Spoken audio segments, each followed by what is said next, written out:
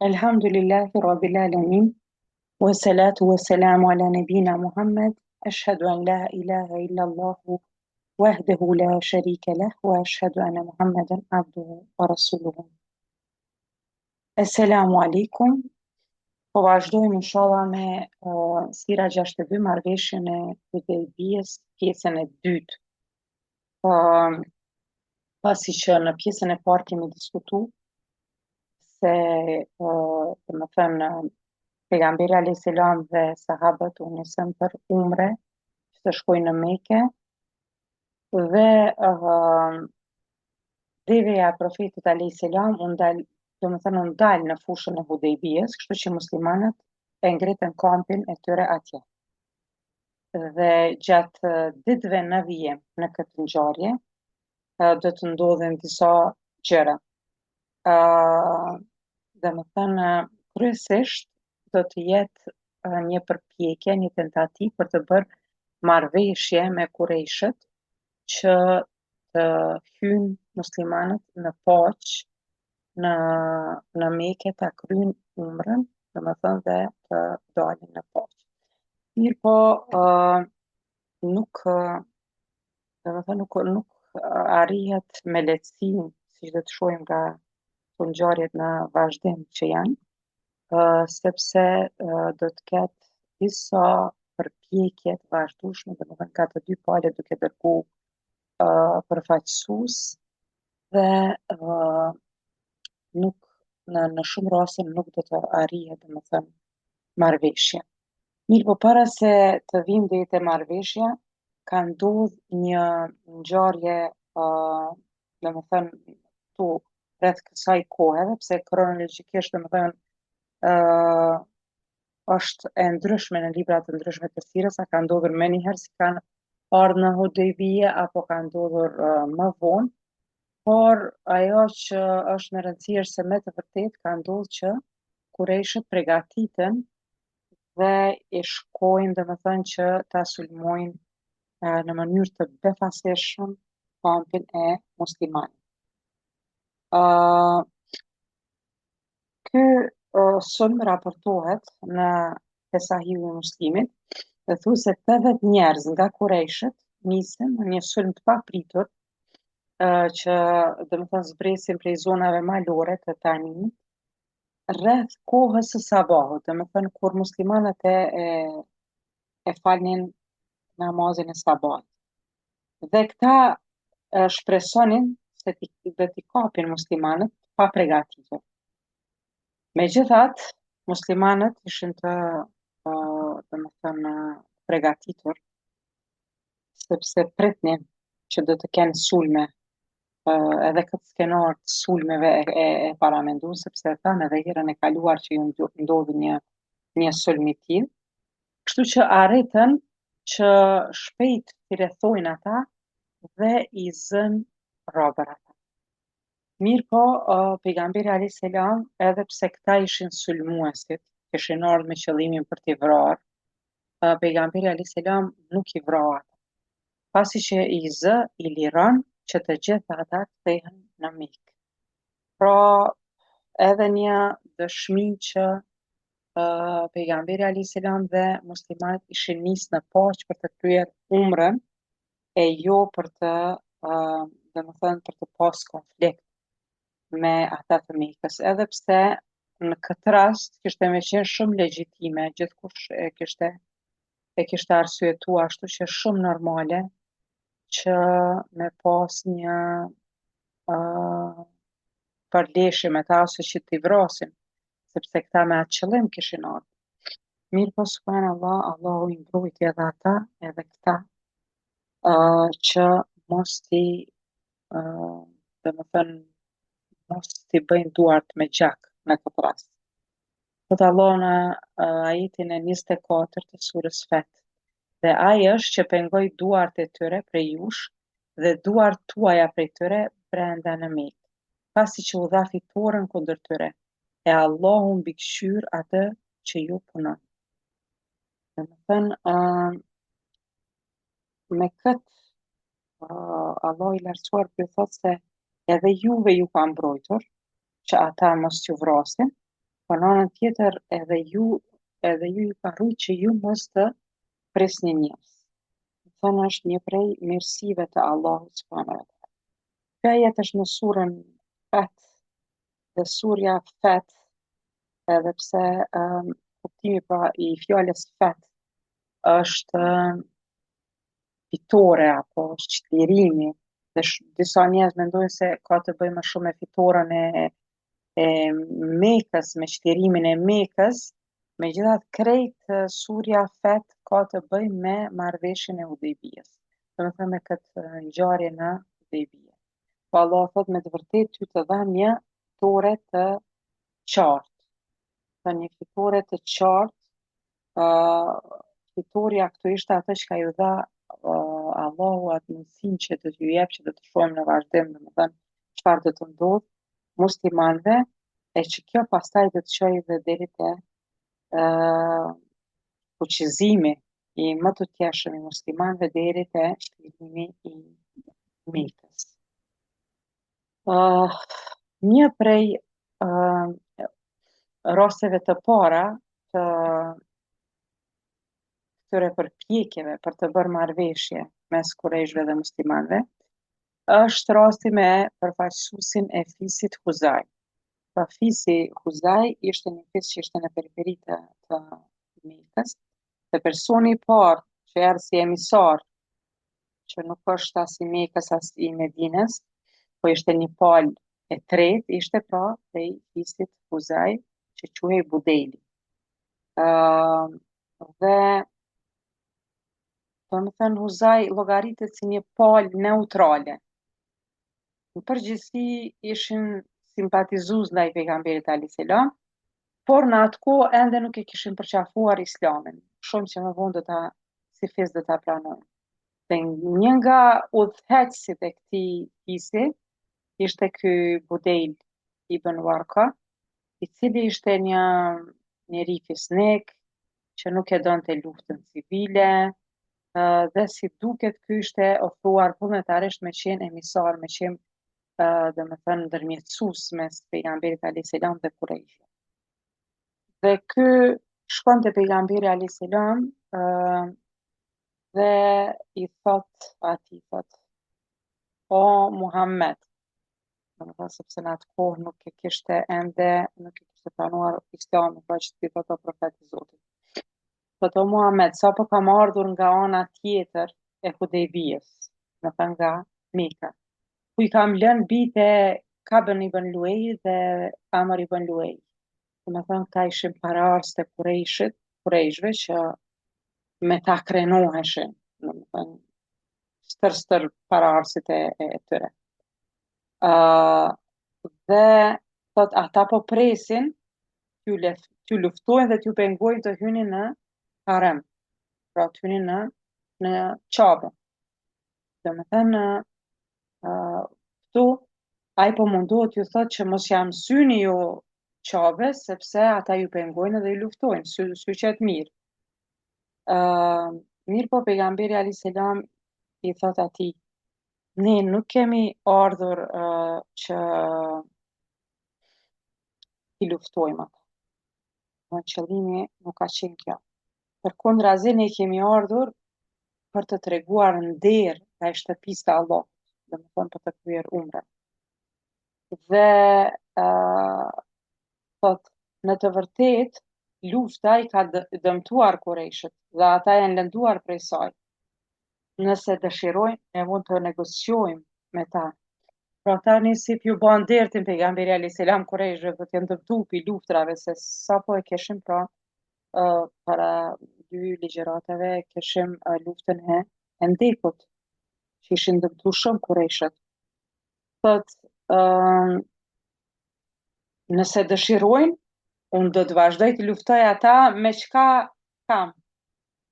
Me çka më ka mundsuar, domethënë Allahu, dhe Allahu do të më ndihmojë dhe do të më jep fitore.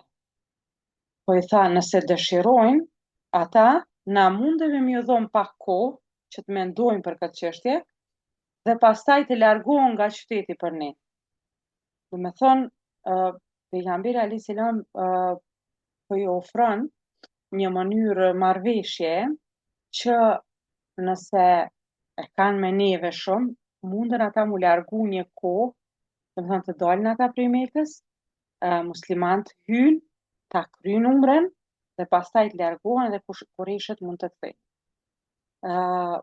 Pra, çka po ju thotë pejgamberi alayhis salam, nëse është shumë e vështirë për ta me na pa neve këto, unë e kuptoj këtë gjë, ne na lejon veç disa ditë sa të mund të kryjmë umrën dhe pastaj ne largohemi prej aty. Kështu që, domethënë Budejli shkon te Kurejshët dhe ju tregon atë se dhe domethënë qëllimi i ishte që të informonte për atë çka ka folur me pejgamberin alayhis salam. E ju thot, kam fol me këtë njeri dhe kam dëgju atë çka komendon. Nëse dëshironi, tash mund t'ju tregoj me njëherë. Edhe subhanallahu në atë transmetimin e Ibn Ishakut shkruan se më budallenjet prej tyre u përgjigjen edhe thanë, s'kemi nevojë heq me dëgju ata çfarë ka për të thënë. Pastaj thot, por ata që ishin më të mençur, më të urtë prej tyre, thanë, lereni le të flasë. Domethënë, po tregon Ibn Isaku që pat prej tyre të shmendje le që s'dojnë as me dëgju bile. Qa kemi me dëgju ne qa thot ai njeri. Ndërsa megjithatë ka edhe të mençur të cilët edhe pse ndoshta s'të të mirën vesh me të paktën ja lejnë mundësinë që të shohin se çka ka kërku Muhamedi alayhis salam. Pra vini re këtu motra gjithmonë ka njerëz ignorant, si me thënë mendje ngurt, mendje mbyllur, që as që dojnë me dëgju se çka ka pala. Prandaj edhe në atë kohë Ibn Isaku i shujti budallënjt prej tyre. Njëjtë edhe në kohën tonë, kemi islamofob, cilët e kanë këtë mentalitet, pikërisht si këta të Mekës. Nuk ka rëndësi se sa e arsyeshme, sa racionale është diçka prej fesë që i shpjegohet prej islamit ose për muslimanët, ata i mbyllin vesh, ata s'dojnë as me dëgju, as dojnë domethënë me pranu asnjë argument. Ndërsa njerëzit që janë më mendje hapur, ata i kontrollojnë emocionet e tyre, edhe dëgjojnë palën tjetër. Kështu që Budejli, pasi ja lejuan, ju tregoj mesazhin e pejgamberit alayhis salam dhe ja dha këshillën atyre që ka mendonte ai. Duke i thënë o Kurejsh, ju jeni duke u nxituar me këtë njeri. Ai nuk ka ardhur këtu që t'ju luftoj. Ai ka ardhur me vizitu shtëpinë e shah. Kështu që lejeni atë domethënë sepse ka ardhur në paqë. Në një farë mënyre këtu Budejli po e mbjell atë parën e dyshimit të Kurejshët që mundeni mos me qenë edhe bashkë në të drejtën, ju që po mundoheni me ndalu dikën prej ardhjes në umre. Pra kemi cekur edhe më herët se pa marrë parasysh çfarë mosmarrëveshje kanë pasur Kurejsht me arabët e pjesës tjetër të Gadishut arabik. Ka ardhur koha për haqq, ose kur ka ardhur dikush prej tyre në umre, ose kur kanë qenë mujt e shenjtë, ata dhe me pa vrasin e babait të tyre e kanë lënë. Askën nuk e kanë privu prej umrës. Ndërsa tani muslimanët po doin t'i privojnë, mos i lejojnë domethënë që ta bëjnë umrë. Kështu që Kurejshët ju përgjigjen Budejlit, thanë, pasha Allah kur nuk do ta lejojmë atë që të vi këtu, e të hyjë në Mekë, as atë, as musliman. Sepse po t'i lejojmë, do të thonë arabët, fitun musliman. Ja se si shumë për Kurejsht. Thënë, tani, as që donin me po atë, do me thënë mendimin e sakt, apo me lshu veten që me analizu situatën, me mendu edhe me vepru, sepse në këtë rast nëse veç pak mendojnë, po s'kishin thënë, po ne krejt Arab ta marr parasysh kush janë ata, i lejojmë me ardh, kemi drejt këta mos mi leju. Po u arsyetun me atë se ne do të dalim keq. Qa thojnë Arabt për neve, qa thojnë, domethënë, banorët tjerë të regionit, domethënë të Gadishullit Ballkanit, si Gadishullit Arabik. Domethënë, krejt problemi çka thon tjerët, mos po në sy të tjerëve, ne po dalim si të dopt. Kështu që nuk lëvizën hiç prej mendimit të tyre, edhe nuk e pranu këtë mendim të Budelit edhe atë çka e kishte, si me thënë, marrë si porosi për pejgamberit alayhis salam si amanet që t'ju thot aty. Si duket kur ky nuk pati, domethënë, sukses Budeli, si duket aty në atë moment ishte edhe një, si me thënë, person zyrtar, që kishim thënë sot, i fisit të kif, pra një prijes i fisit të kif. Kush është ky? Është Urva ibn Mesudi. Pra, fisi Thekif, që kemi shpjeguar edhe më herët, ishin në qytetin e Taifit, që ishte afër Mekës, që ishin dy qytet si motër që kishim thënë në kohë të sotit, domethënë qytete të përhapura, me mendime të njëjta, afër njëra tjetrës, me besime të njëjta, idhujtar këta, idhujtar ata, edhe me lidhje farefisnore të afërta. Prandaj ky Urva e propozon veten dhe thot atë shkoj unë edhe t'ju përfaqësoj juve te domethënë muslimanët, edhe të shoh ndoshta i bindi ata që mos të vinë, as mos të vinë, as mos na sulmojnë. Dhe pastaj fillon mi bind ata se unë jam personi i duhur duke përmend gjëra që ka bë, a nuk jam unë si baba për ju, a nuk jam unë si birë për ju, kështu e kishin zakon, domethënë në ato kohra që i bindi njerëzit duke e përmendur atë CV-n e tyre, a s'kan bën këtë për ju, a kanë bë këtë për ju, dhe Kurejshët i thanë po, e vërtet është ajo çka thua, dhe na ki ndihmu, domethënë një përfaqësues i denj, kështu që mund të shkosh. Mund të shkosh edhe na përfaqësosh. Kështu që ky Urva shkon te pejgamberi alayhis salam, dhe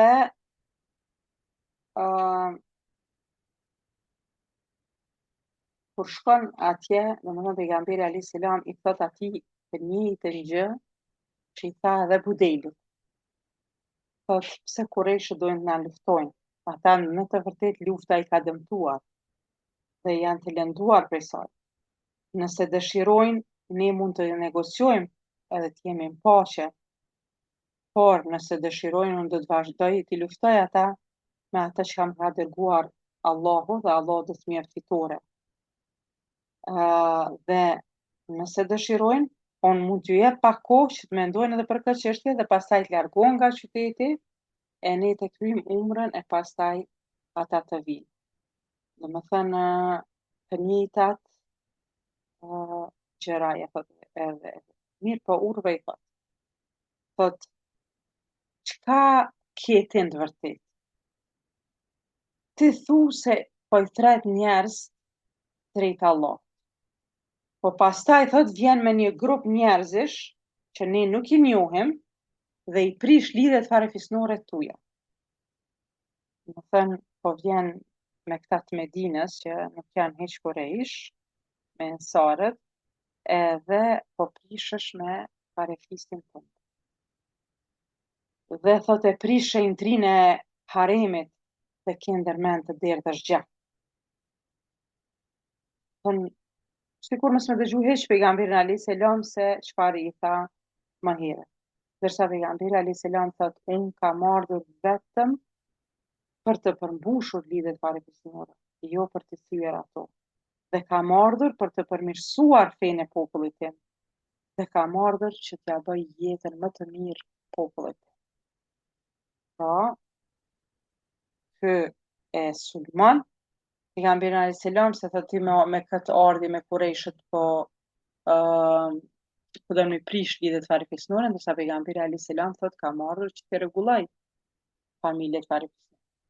Do të thënë kam ardhur që atyve t'ju prezantoj fenë e drejtë, që ata të ngritën të jenë një jetë të kenë një jetë më të mirë se sa që kam pas para ardhjes time si pejgamber i Zotit, para zbritjes së Kuranit prej Allahut subhanahu wa taala.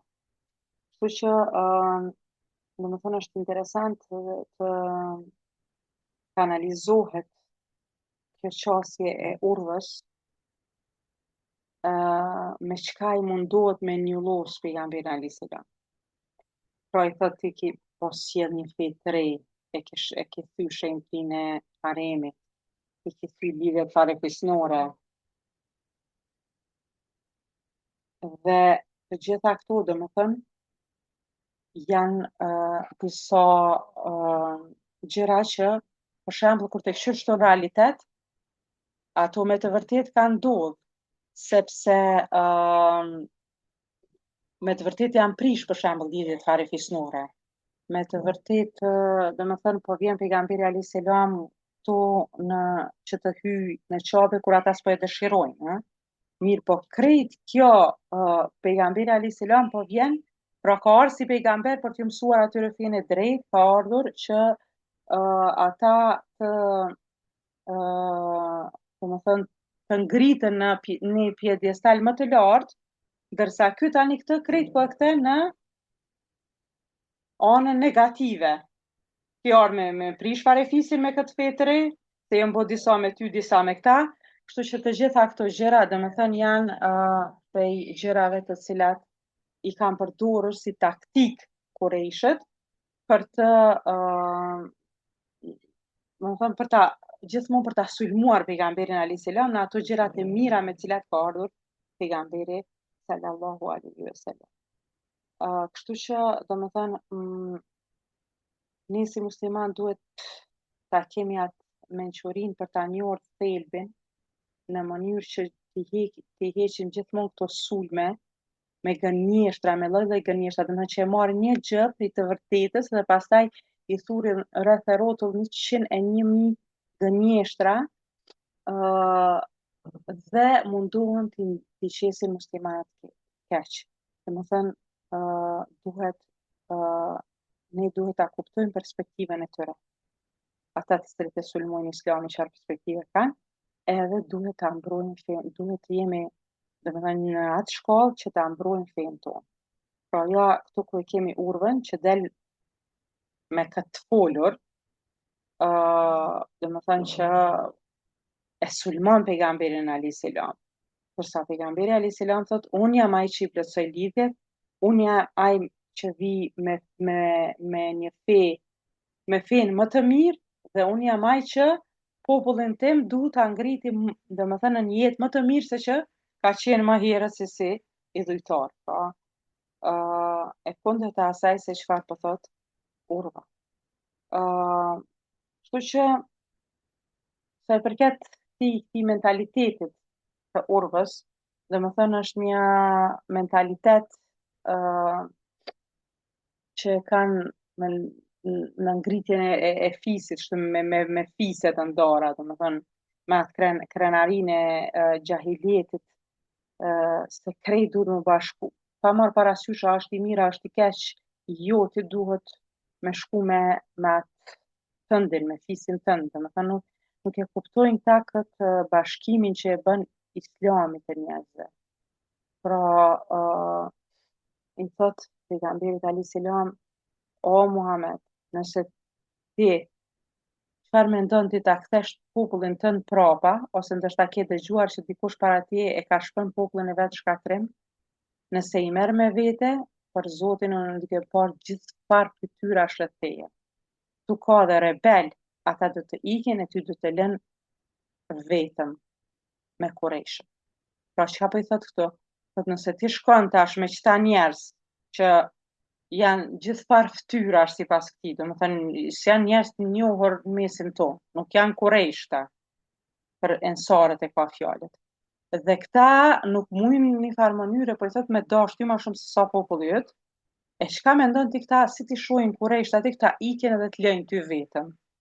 Pra shikoni këtë mentalitetin e ignorancës, që mendon se nuk mujnë këta me të nejt ty afër, nuk mundesh ti m'ju besu këtyre ensarve, sepse s'janë të fisit tënd. Mase s'janë fisit tënd, ta s'rin me ty. Edhe të lejnë vetë, edhe të lejnë në domethënë të braktisin të rahtojnë në farë mënyrë. Kur e dëgjoj këtë gjë, dëgjohet një zë që e mallkon aq keq në mënyrë aq të vrashtë dhe aq rënd, duke ja sharë atë zotin që ky populli fisit e kifit e adhuronte latin shumë, sa që domethënë çudia më e madhe është se kjo sharje vjen prej Ebu Bekrit, I cili nuk ka ditur domethënë ta lëndoj askë, por e mallkon në një mënyrë shumë të vrashtë. Dhe I thot fund, ti po mendon që do t'ikim prej pejgamberit alayhis salam ka njerëz dhe neja, dhe në çdo situatë tjetër nuk ishte arsyetu ky mallkim kaq I vrashtë, por në këtë situatë domethënë shihet ai besimi I madh I Ebu Bekrit. Si me thënë, dashuria e tij për besimtarët dhe mbledhjet e tij, lëndimi I tij shumë I rënd kur thot se kanë me lënë pejgamberin alayhis salam këta. Është një mentalitet krejtësisht tjetër prej mentalitetit të urvës, që mendon se kur s'munësh m'ia pa hajrin njerëzve të cilët nuk janë të fisit tënd.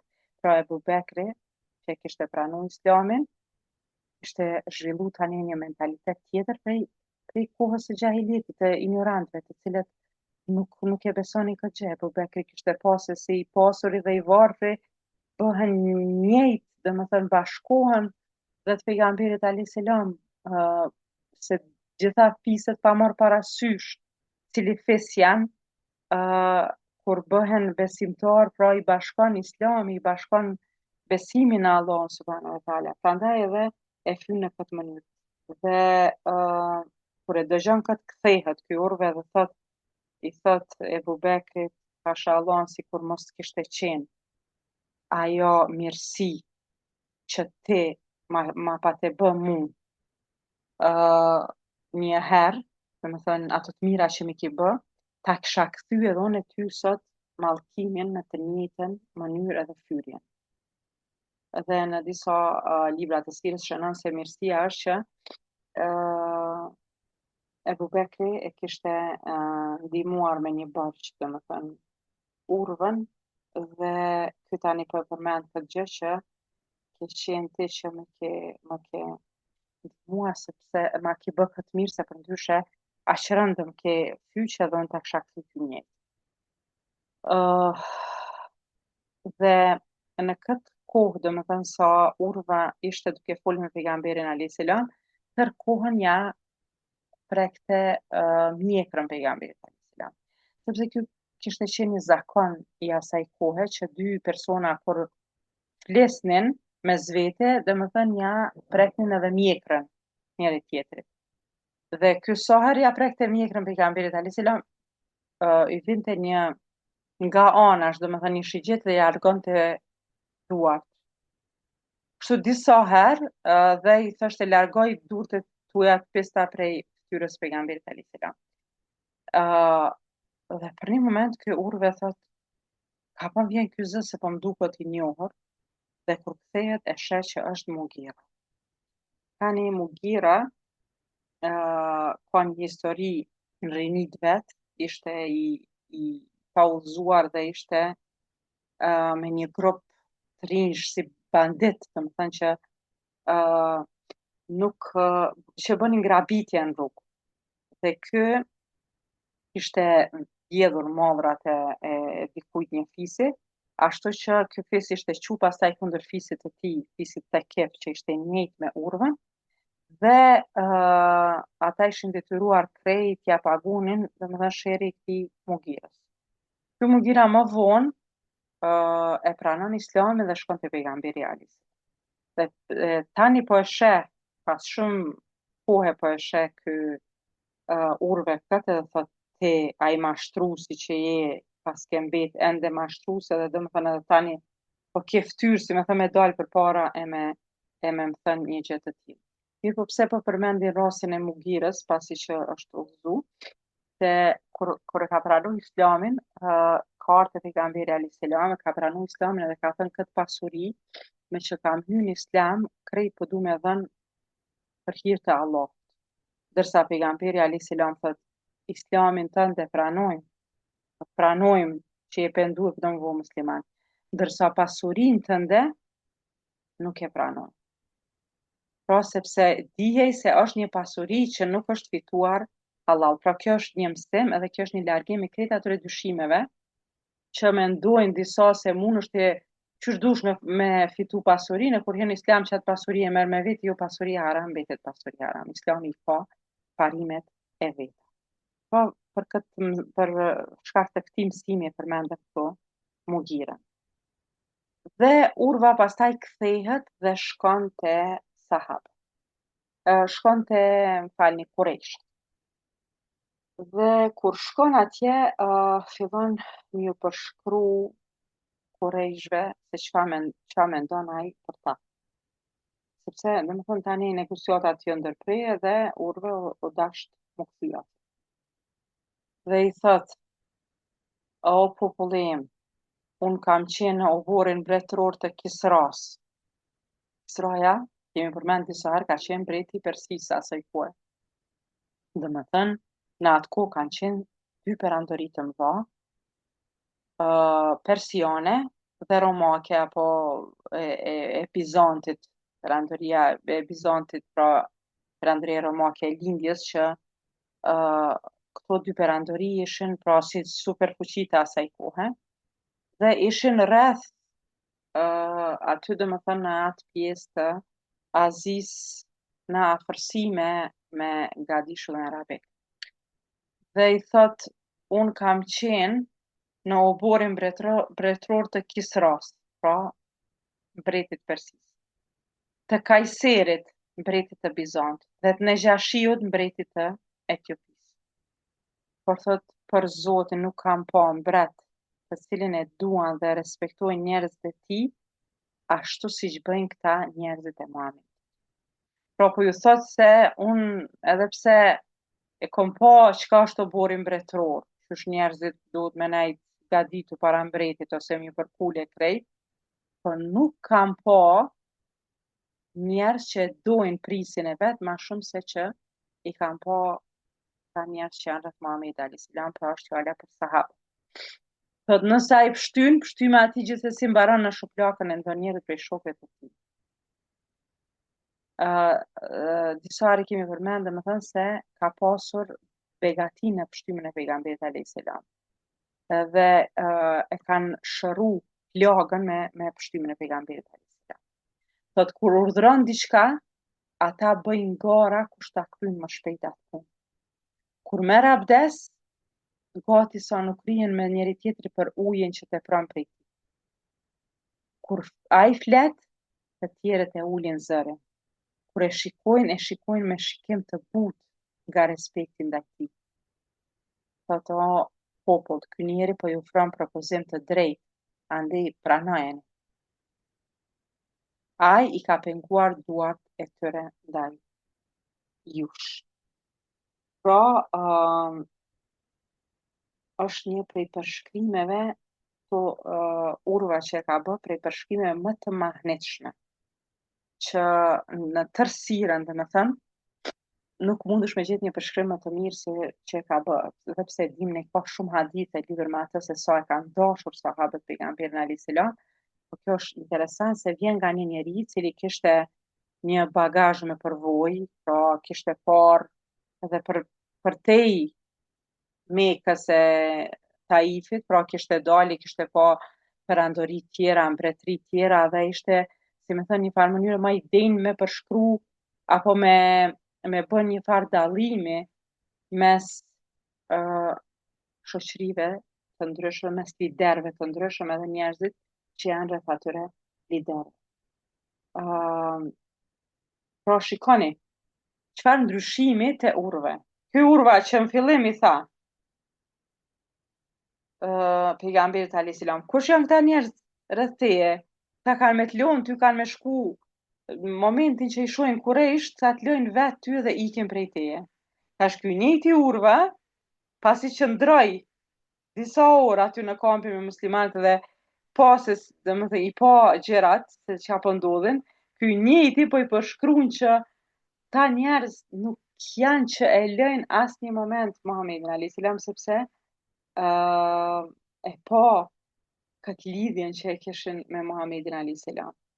Domethënë vetëm disa orë më vonë ky po e ndryshon krejtësisht qëndrimin e tij. Pastaj urve i thot Kurejshve, unë thot i kam matur ata, domethënë e kam bën një analizë ku janë ata me juve. Po dijeni se nëse dëshironi shpatën, ata do t'ju japin atë që dëshironi. Dhe i kam parë thot një grup që nuk ku intereson se çfarë ndodh atyre nëse shoku i tyre dëmtohet. Thon, ja, tash ky që ju thoshte kanë me të lënë këta krejt, këtë me pju thot, ata nuk interesohen domethënë për jetën e tyre, smërziten, a kanë me humb jetën ajo veç me mbrojt Muhamedit alayhis salam. Ka krejtësisht qëndrime të kundëra. E thot, pastaj edhe gratë midis tyre nuk do ta dorëzonin kurrë atë, pavarësisht se sa ju kishte kushtu kjo. Prandaj merrni këshillën time, kanë frikë se nuk do t'jeni në gjendje ta fitoni atë. Pra, urve po i thot se pejgamberi alayhis salam ka një ushtri shumë të fortë, shumë të, domethënë me moral të lartë, me gatishmëri shumë të madhe për ta mbrojtur atë. Kështu që urve pastaj shton të përveç kësaj, kur e mendojmë se është një njeri i cili po do më ardhë në shtëpinë e shenjtë, po do më ardhë në qabe, duke dëshiruar që ta nderoj atë. Ka marrë me veti edhe kafsh për t'i sakrifikuar, domethënë për t'i prerë kurban. Po, në vend që mu leju, ai po ndalohet, po pengohet, kjo ndoshta nuk na takon neve me bë, domethënë s'është mirë me bë këtë gjë ne. Ju e dini thot që unë jam nanën tuaj, por në këtë moment po m'duket që s'kemi arsye me ndalu. Dhe Kurejshët u zemrun aq shumë me këto fjalë të urrës, sa që i thanë, o urve, sikur dikush tjetër, sikur dikush tjetër përveç teje ta kishte thënë kët, thot na shta dikush e kishim pranu.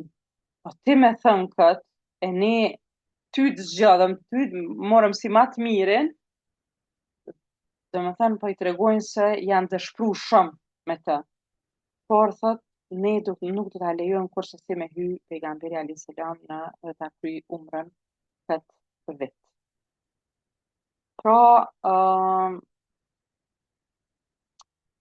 disa pika përfitimi që mund t'i nxjerrim deri tani, edhe pse ka shumë përfitime,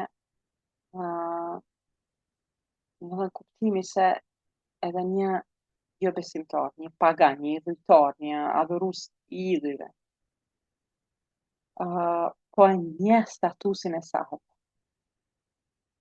Thënë, disa orë që ndrim aty, ai e sheh se sa domethënë të përkushtuar janë ata për fenë e tyre, për islamin dhe për pejgamberin e tyre. Po çka është puna domethënë me disa njerëz që pretendojnë se janë muslimanë, në anën tjetër i shohin sahabët Allahun. Tjetër përfitim është se e shohin pejgamberin alayhis salam se ai është duke me këta që po bën negociata, është duke zhvillu një farë mënyrë, një farë betejë psikologjike. E po shihet këtu që është duke fitu pejgamberi alayhis salam. Pse? Sepse kushdo që po vjen, po kthehet me mendim të mirë për pejgamberin alayhis salam. Do të thënë po kthehet i bindur se e ka mirë pejgamberi alayhis salam. Prandaj në një farë mënyrë beteja nuk është vetëm verbale apo fizike, ka edhe një anë psikologjike sot. Dhe prej mënyrave më të mira për me fitu këtë lloj beteje është thjesht një përmbajtje parimeve tona islam. Me vendosmëri, me deklarim të asaj çka e besojmë në mënyrë sinqert, dhe mjafton kjo njerëzit vetë kanë me të respektu në si të shohin atë vendosim. Subhanallahu, pra neve nuk na duhet një filozofi shumë e madhe. Apo me thonë, po pejgamberi alayhis salam ka ditë, po ne s'po dimë, etjera, etjera. Jo, dini çka duhet prej neve motra? Duhet vetëm me qëndru, domethënë, normal me parimet tona, me respektu islamin ton, edhe vjen me njëherë vjen domethënë fitoria edhe vjen ngritja prej Allahut subhanahu wa taala. Nëse ti qëndron parimeve tuaja dhe je sinqert. Gjithashtu, domethënë jemi dëshmitar të mendimit, strategjisë, diplomacisë, afatgjatë të pejgamberit alayhis salam, domethënë me këto raste që po e shohim se si ka trajtu pejgamberi alayhis salam.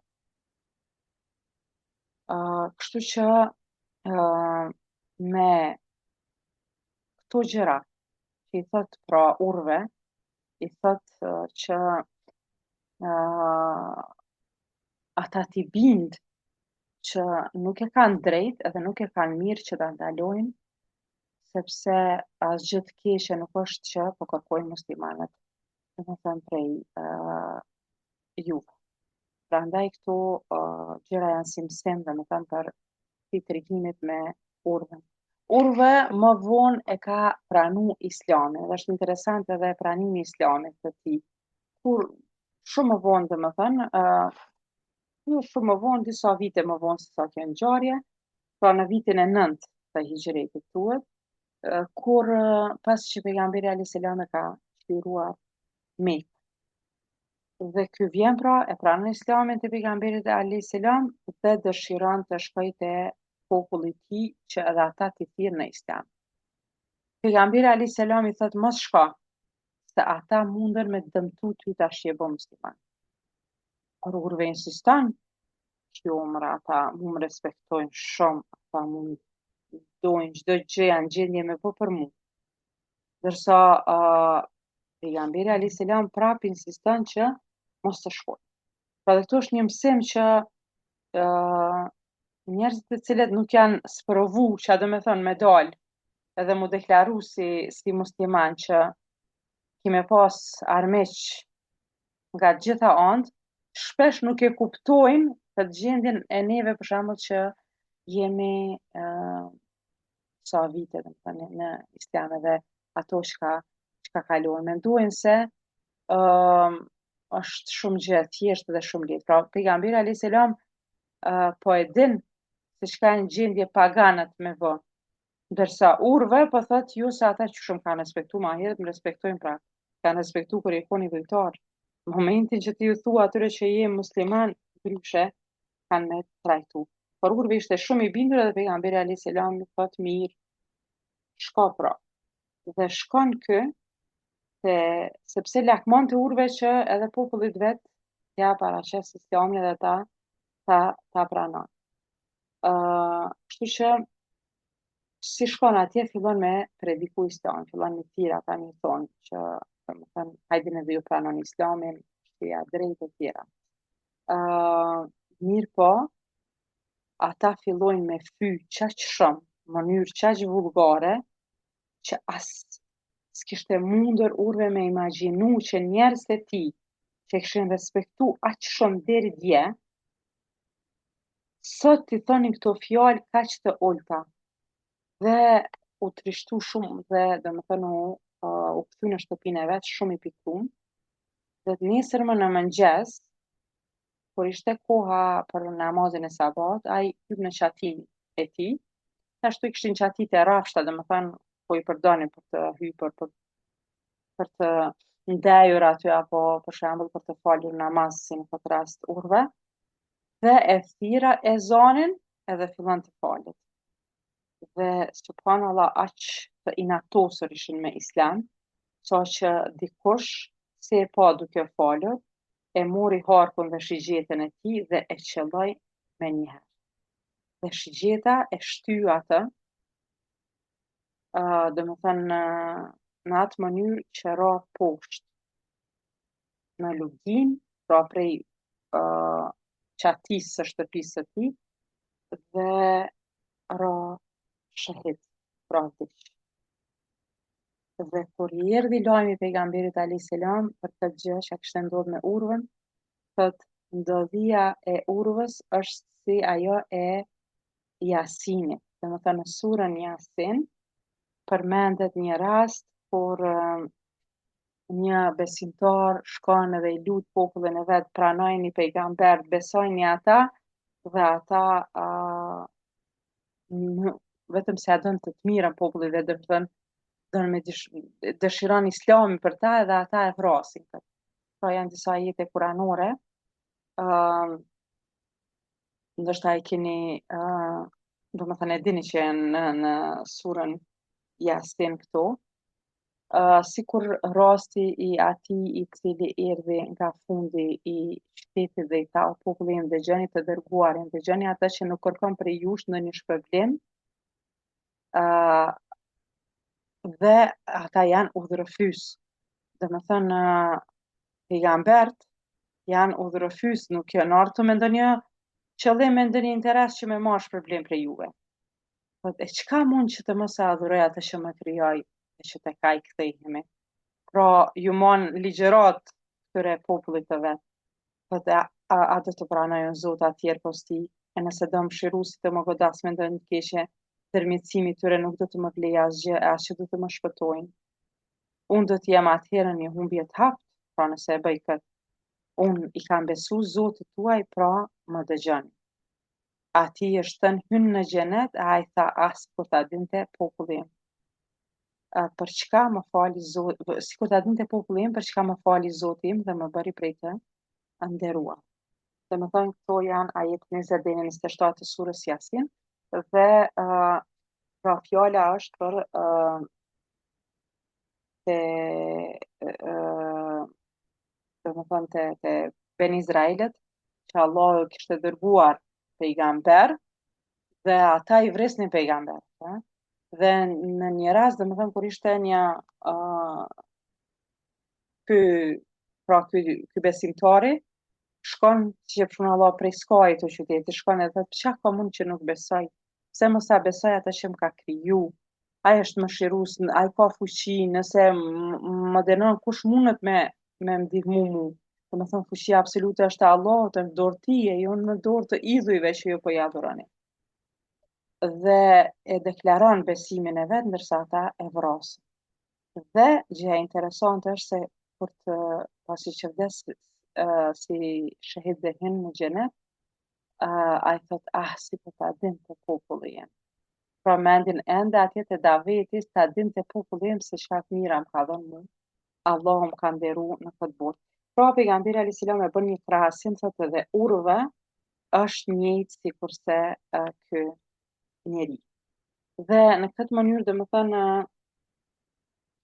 me urvën nuk ja arritën që të realizohen, mirë po pejgamberi alayhis salam e dërgon një tash ndoshta po shihni një po shkon prej anës së Kurejshve, tjetri pra prej anës së pejgamberit alayhis salam.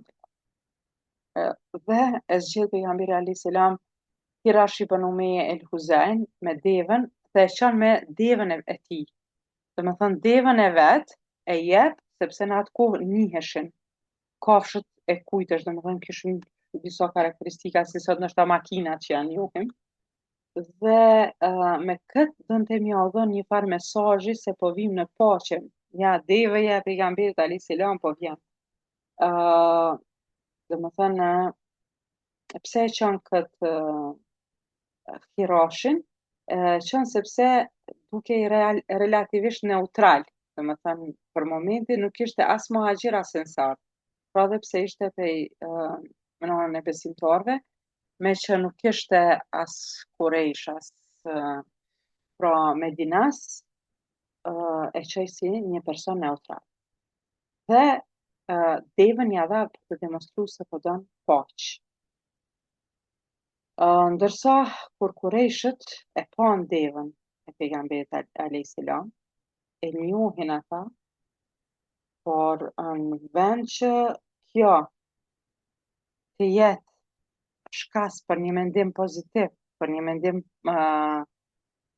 paqësor, ata e sulmuan devën e pejgamberit alayhis salam dhe do të thënë e lënduan devën e pejgamberit alayhis salam dhe ja vran gjurin e devës dhe më thënë. Dhe gati ishin ta vrasin edhe Hiroshin. Por një person tjetër nga fisi Huzai që ishte në Mekë, erdhi dhe i ndali diçka që stoi, kështu që Kurejshët e kthyen Hiroshin prapa dhe nuk u zhvillua asnjë diskutim i madh. Dhe me thënë as dëshironin me dëgju bile që dhe me thënë pejgamberi alayhis salam kishte do më thënë kishte ardhur në paqe dhe donte që ta kryente umrën. Dhe ndërkohë ata e dërgojnë El Hulejs ibn Alkam El Kinanin, një përfaqësues të fiqësit Kinan, dhe që ai tash të shkojë te Muhamedi alayhis salam dhe ta binë që kthehet në Medinë, mos t'ia mësy Mekës fare. Dhe pejgamberi alayhis salam në këtë takim me të e bën një strategji diplomatike tjetër. Ja tregon Hulejsit se sa shumë kafsh janë bë gati për kurban. Domethënë kjo ishte një gjë shumë e fortë. Pse? Sepse pra në këtë kohë kishte varfëri të madhe në Mekë, pasi që ishin dëmtuar prej luftrave të ndryshme, pasi që e kishin pasur një thatësi të madhe, ishin domethënë në një gjendje jo të mirë ekonomike, po i tregon se kemi sjell kafsh dhe këtu veç përfitojnë Kurejshët, sepse ushqehen sa njerëz me këtë. Dhe Hulejsi u bind për këtë gjë dhe shkon edhe ju thot atyre këto kafsh duhet të arrijnë në destinacion që janë nisur. Thënë, mos gaboni, mos mi lën ata sepse kanë ardhur me qëllim të mirë, kanë ardhur që ta kryjnë umrën dhe kjo është për të mirën e popullit juaj se do të merrni domethënë gjitha ato që ai kanë sjell, ata do t'i thirrin këtu kurban, do ta shpëndojnë atë me shkëtor. Ndërsa kur e dëgjojnë Kurejshët, prapë qysh ndodhi edhe me ata përfaqësues të tjerë t'u kthyn tash kundër këtij, duke thënë kush je ti je thjesht një beduin ignorant, një fshatar, gabimi ynë është na që të dërguam ty, dhe subhanallah, sa po dëgjoj këtë Hulejsi u betu në Allahun se asnjëherë s'kam i mbështet më Kurejshët, dhe domethënë e kishte parë këtë racizmin e tyre në me këtë rast se si kishin qasur atij një herë e quajnë për përfaqësues e mandej veç pse ai e thot të vërtetën edhe bëhet real me gjendjen dhe ju thot një të vërtetë që për të mirën e tyre janë ardhur ato kafsh, ata e ofendojnë atë si një beduin ignorant. Subhanallah, domethënë të shikojmë se çfarë po ndodh këtu. Tu shih se e vërteta gjithmonë fiton në fund. Në farë mënyrë është e qartë, bardhë e zi. Muslimanët kishin krejt të vërtetën në anën e tyre. Domethënë 100%. Ata thjesht duhen ta bëjnë umrën duhet, domethënë në muajt e shenjtë duhet ta vizitojnë qabën, kanë ardhur në paqë, dëshirojnë me pre kurban, mi ushqy të varfrit, gjitha të mira, ndërsa është e qartë se kurejshët dojnë me bë zullum, dojnë me bë padrejtësi. Thënë, këtë gjë dhe këtë padrejtësi të kurejshëve dhe këtë drejtësi të muslimanëve, po shohim se tu po e vrejnë edhe njerëz të tjerë që janë pagan, që janë idhujtar, po kuptojnë që çka po bëjnë kurejshët është shumë e gabuar. Pra, pak nga pak njerëzit po largohen nga kurejshët dhe përfundimisht e shohim se kjo do të vazhdoj kështu ky trend deri në çlirimin e Mekës dhe në fund do të mbetet vetëm kurejshët. Vetë njerëzit ta shohin realitetin e tyre. Kështu që, domethënë, një përfitim prej kësaj ngjarje i madh është se shohim se çdo komunitet ka njerëz e vet të drejtë. Kjo nganjëherë për fat keq është se një numër për shembull edhe i besimtarëve nuk shihet. Po janë aq mendje ngushtë sa që mendojnë se nëse si je musliman, as të mirë s'ka brenda teje. Kjo është në vërtetë çfarë se ti nuk je musliman. Çka duhet të mendojmë ne? Domethënë e kuptojmë që teologjia jote, pra feja jote, themi që është e gabuar, se na përderisa kemi pranu këtë fe, gjithë e dim që kjo është, domethënë na që jemi besimtarë dim që e kemi pranu se është më e mira dhe është, domethënë, feja e drejtë edhe saktë. Mirë, po kjo nuk do të thotë që në asnjë aspekt tjetër të kësaj bote nuk janë të mirë njerëzit e tjerë. Pra është një gjë e gabuar, sepse në të gjithë sirën kemi kaq shumë shembuj të idhujtarëve, pra të adhuruesve të idhujve, që e mbrojnë atë që është e vërtetë. Dhe e shohim që pejgamberi alayhis salam e vlerëson dhe e pranon këtë. Pra, është me thënë synet, traditë e pejgamberit alayhis salam që t'i vlerësoj njerëzit kur kanë vlera. Rregull, për fesë ja ki qellu, si jemi të drejtën, mirë po, për çështje, ajo është mes personit edhe Allahut. Po tash ti veç pse si je musliman, një njeri më i keq i botës, jo. Po shumë njerëz të komuniteteve tjera të cilët kanë vlera. Pra është e ngjashme edhe në kohën tonë, shumë jo musliman mbrojnë të drejtat dhe vlerat e drejtësisë.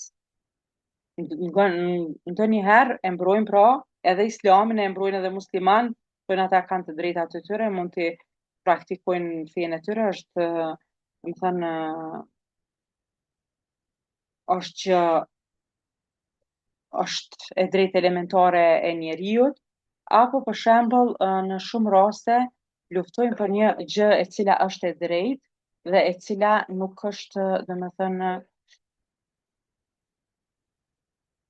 dhe e cila, si më thënë, në gjitha aspektet ka pajtyshmëri me qëndrimet tona. Pra një rast të tillë e kemi pas në fillim të sirës, kur pejgamberi alayhis salam ka bërë një marrëveshje, ka marrë pjesë në një marrëveshje Hilful Fudul me kurejshët, me idhujtarët, ku janë betu të gjithë se nuk do ta dëmtojmë askë vetëm se nuk është i Mekës, po do t'ju japim të drejtat të tyre edhe kur të vinë, domethënë këto ka qenë rasti me një padrejtësi që është bërë në tregti dhe kur e kanë pyetur pas shumë viteve pejgamberin alayhis salam, qysh ke marr pjesë aty me idhujtarët bashkë je betu, po ka thënë pejgamberi alayhis salam, sikur edhe tash të më ndodhte si pejgamber, prap do të shkoja dhe do të merrja pjesë në atë gjë, dhe sikur edhe të më ofronin 100 deve të kuqe, veç mos shko, nuk do t'i pranoj ato deve dhe do të shkoja për një kauz të drejtë.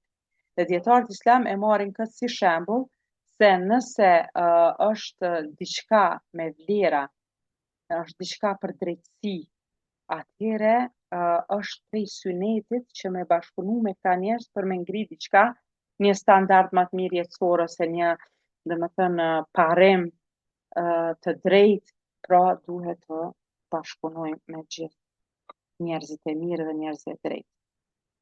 Pastaj një gjë tjetër,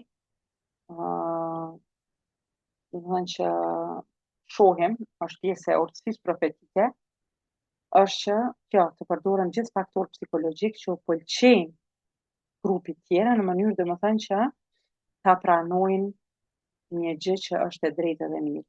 Pra te ky rasti i fundit pejgamberi alayhis salam ja tregoi kafshët që i kishin sjell për t'i prerë kurban, sepse dinte që ai dhe fisi i tij kishin i çmonin shumë këtë konceptin e kurbanëve, që mu prej kurban një nda të varfër, ishin një vepër që e çmonin shumë, prandaj me këtë gjë ju afrua atyre. Pra, është një pjesë e strategjive që duhet muslimani mi pasë dhe duhet me vazhdu. Kështu që muslimanët fillojnë me mendu se çka kën e pa pejgamberi alayhis salam se nuk po ecë me dërgimin e njerëzve të cilët janë neutral dhe vendosi me dërgu një musliman që është Kurejsh. Me thëmë puro Kurejsh. Te Kurejshin me qu. Dhe e zgjodhi fillimisht Omer ibn al-Hattabi. Pse pikërisht ndoshta për shkak të forcës dhe trimërisë së tij. Thënë për këtë gjë është njoft Omeri prej fillimit kur ka hyrë në Islam. Megjithatë, pavarësisht këtij reputacioni për guzim, Omeri ju afru kësaj situate me kujdes dhe mendoj se është më mirë edhe strategji më e përshtatshme me qu dikë tjetër, sepse po Omeri njihej si i fuqishëm, mirë po edhe armiqësia e Kurejshve. Pra prej që ka pranu Islamin ai domethënë ka qenë gjendje mu rrah, mu myt me ta dhe me krenari e ka pranu Islamin. Kur e ka bë shpërnguljen, të gjithë e kanë bën në mënyrë të fshehtë, Omeri ka thënë, shikoni në këtë pjesë të ditës, në filan ditë unë kam u nis, kush don me lon gruan me jetima, babën pa fëmijë etj, ne të vjen mu, ne të më takon, ne të më del në guzof me mdalë dhe me pengu që po e bëj shpërnguljen. Pra, e ka pas, për shkak të kësaj trimërie të vet, e ka pas edhe armiqësimet. Kështu që i thot pejgamberit alayhis salam, o i dërguari i Allahut, armiqësia ime ndaj kurreshve është e njohur. Edhe për shkak të mirës përgjithshme, mos është më mirë mos më shkone, se ata s'm pranojnë dhe më vrasin dhe nuk arrihet marrëveshja. Dhe thot, unë askënd prej fisit tem atje nuk e kam që mundet me mbrojt. Nëse ti don që unë me shku në shkoj, por Othman ibn Affani ka më shumë fisnikri në sytë e tyre se sa unë.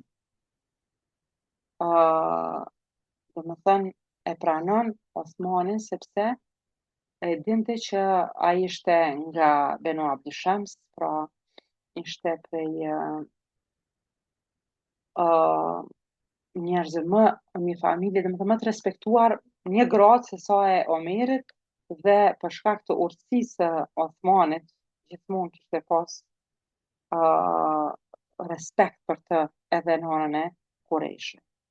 Kështu që domethënë është propozim i mirë dhe është propozim me vend prej Omerit dhe pejgamberi alayhis salam e pranon këtë ide të tij dhe e dërgon Othman ibn Affanin dhe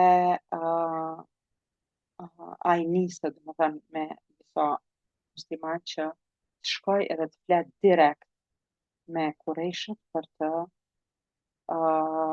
sjell një marrëveshje. Gjë që edhe do ta diskutojmë herën e ardhshme se çfarë do të ndodhë. Do thënë epizodën e ardhshme do të bisedojmë për disa gjëra shumë interesante që do të ndodhin rreth kësaj kohe, a do të arrijë Othmani të bëjë marrëveshje me ta, si do t'ja japim besën pejgamberit alayhis salam, do thënë muslimanë se kanë me qëndru gjithmonë afër tij kur mendojnë se janë në rrezik, se si vinë përfaqësues të tjerë, se si bëhet marrëveshja më në fund e Hudejbijës, gjitha këto inshallah do të flasim herën tjetër. Kështu që kjo është e tëra për sot, Allah ju shpërbleft për vëmendjen. Shpresojmë se do t'jetë dije e dobishme.